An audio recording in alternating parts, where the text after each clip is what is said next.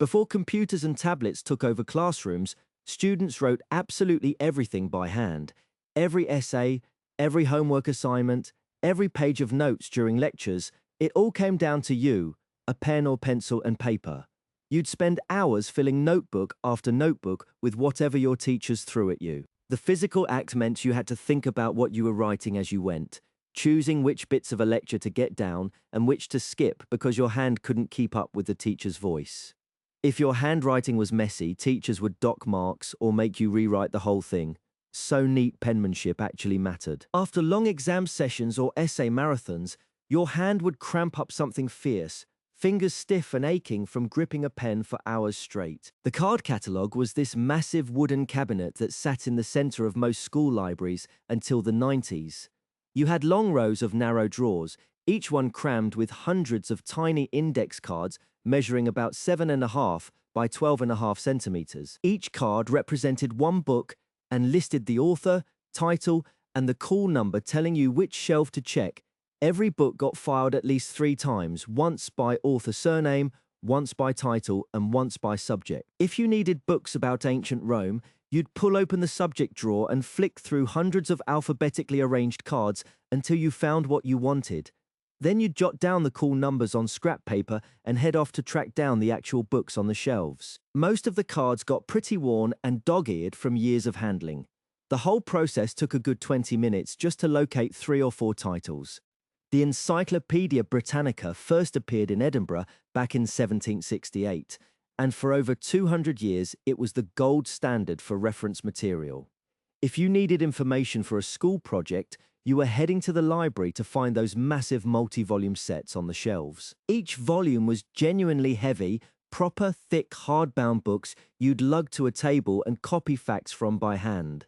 The most popular volumes covering animals or countries were almost always checked out, which meant you either waited or got creative. Libraries kept whatever edition they could afford, and those books got worn out from constant student use. Print editions ended in 2012 when everything shifted online. Overhead projectors dominated classrooms from the 1970s onwards.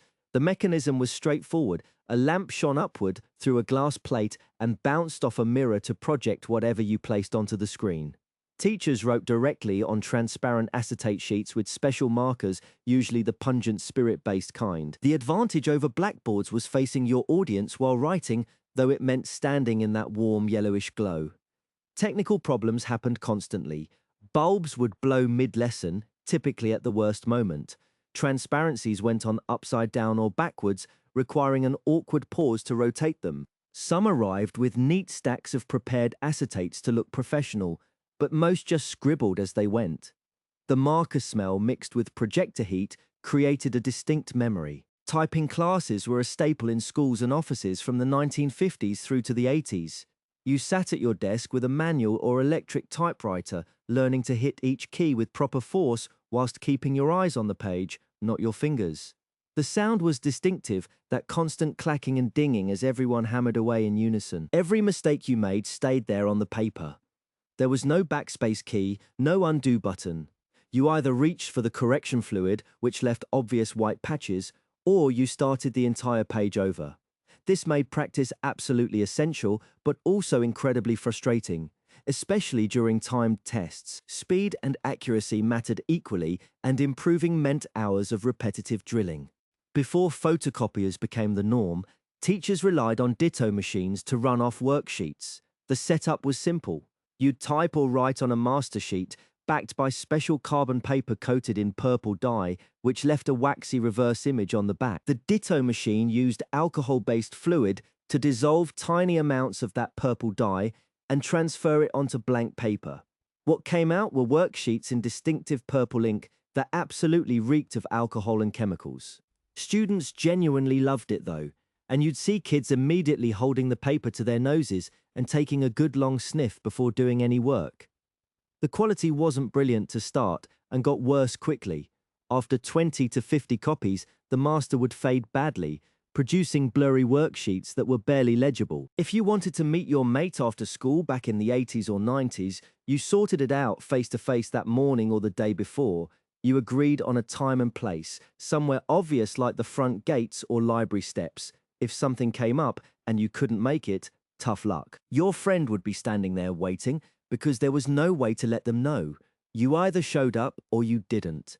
At home, you had a landline, one phone for the whole family.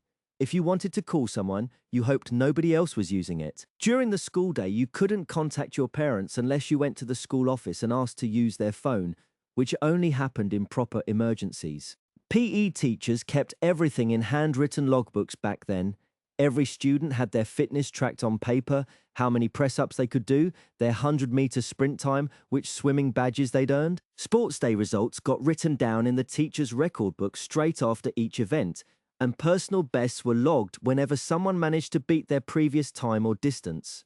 All these records lived in the PE office, usually in a filing cabinet or on a shelf somewhere. Students couldn't check their progress independently. If you wanted to know your current personal best or see how you'd improved since September, you had to ask the teacher, who would flip through pages of handwritten entries to find your name and read out your numbers.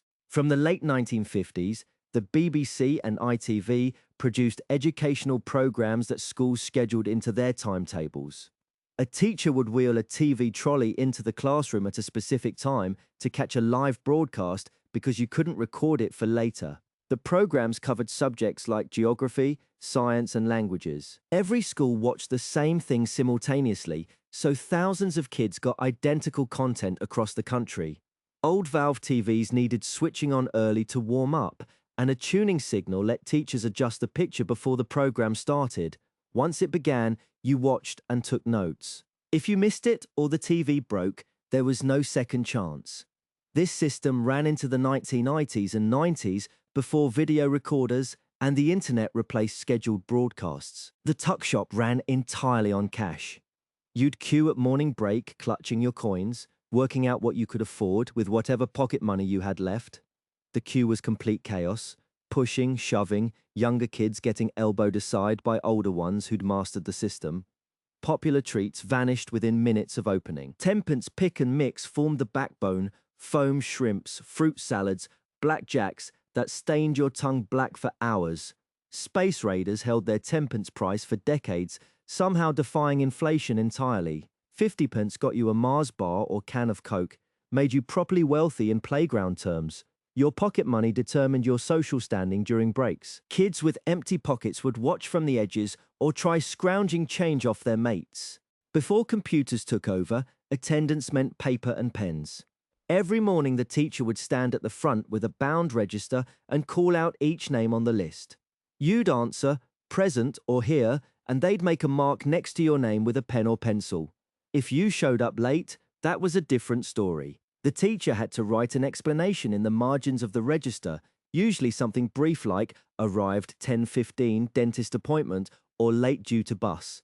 These registers weren't just classroom records, they became official legal documents that schools had to keep for 7 years, locked away in filing cabinets in the head teacher's office. Inspectors would check them during visits to verify attendance numbers and make sure the school was following the rules properly. Some school libraries had these boxy machines called microfiche readers lined up in dim basement rooms. The microfiche was a flat card of film about postcard sized, with newspaper pages shrunk to roughly 1/25 their original size.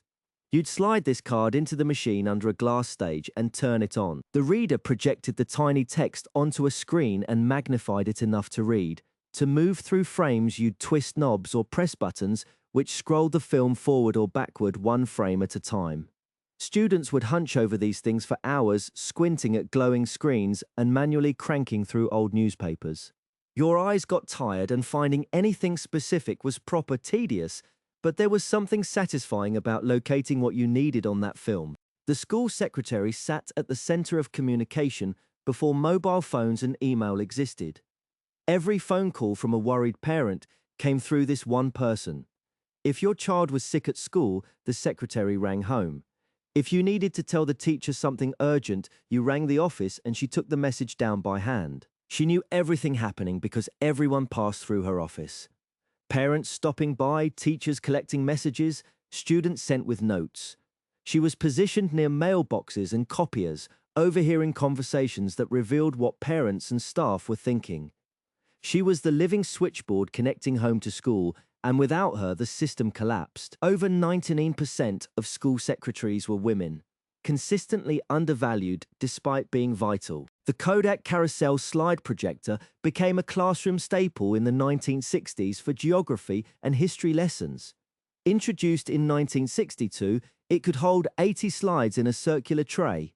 Loading them was an art. Each slide had to go in upside down and backwards because the lens inverted the image. Get one wrong and you'd have an upside-down map of Africa halfway through the lesson. The projector made this satisfying click-clunk sound as it advanced, a mechanical rhythm that punctuated every presentation, but slides jammed constantly.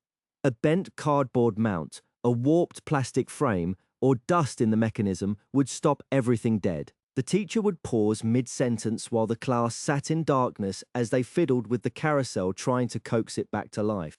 At the start of term, you sat down with your planner and copied out your weekly timetable by hand. Period 1 Maths in room G12, Period 2 English in B7, and so on through the week. Every subject, every room number written in your own handwriting.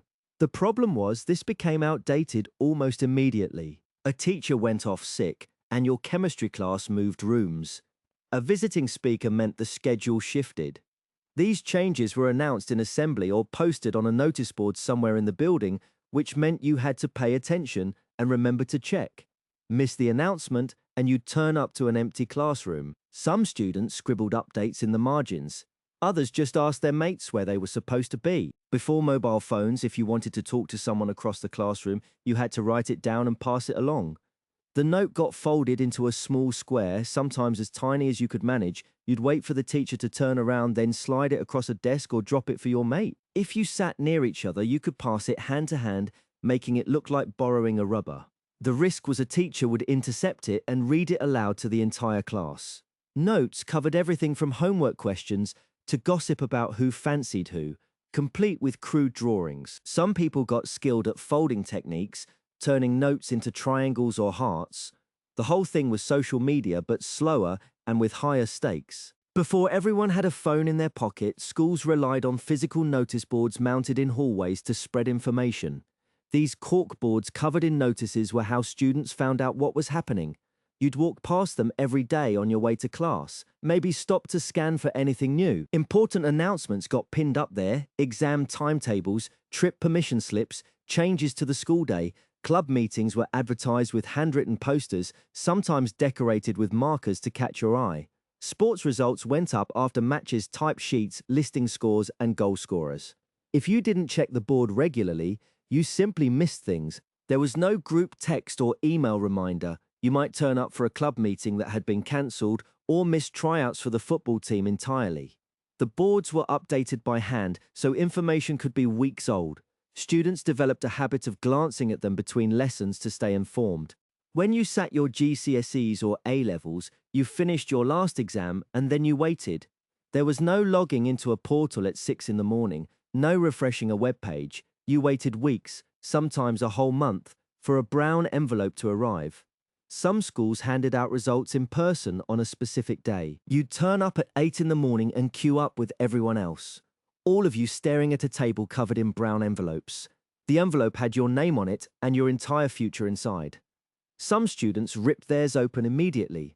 Others carried them around unopened for hours, too nervous to look. If your results came by post, you'd spend days watching for the postman, heart jumping every time the letterbox rattled. The wait was brutal because there was nothing you could do to speed it up.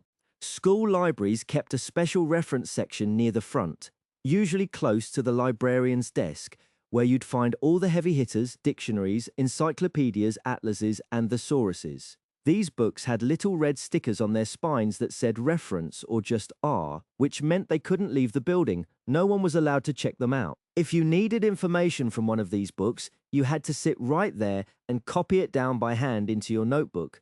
This created absolute chaos before essay deadlines, when suddenly 15 students all needed the same encyclopedia volume at once. You'd end up hovering near someone's table, waiting for them to finish with the book you needed, hoping they'd be quick about it. The competitive element was real. Some kids would camp out at the reference section during lunch just to secure their spot.